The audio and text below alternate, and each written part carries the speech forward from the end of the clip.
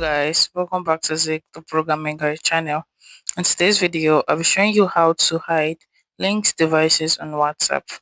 So first thing you have to do is open up your WhatsApp app just like this, and you click on the three dots you see, and you click on linked devices. Click on that. You're going to see the device you linked to.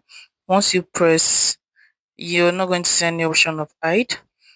So even if you click on it and go through all the features, you won't be able to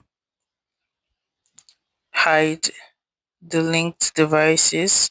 So all you need to do is just, if you don't want the person the linked device to know, all you need to do is just click on those three dots and you're going to see remove device. So once you click on remove, it's going to remove permanently.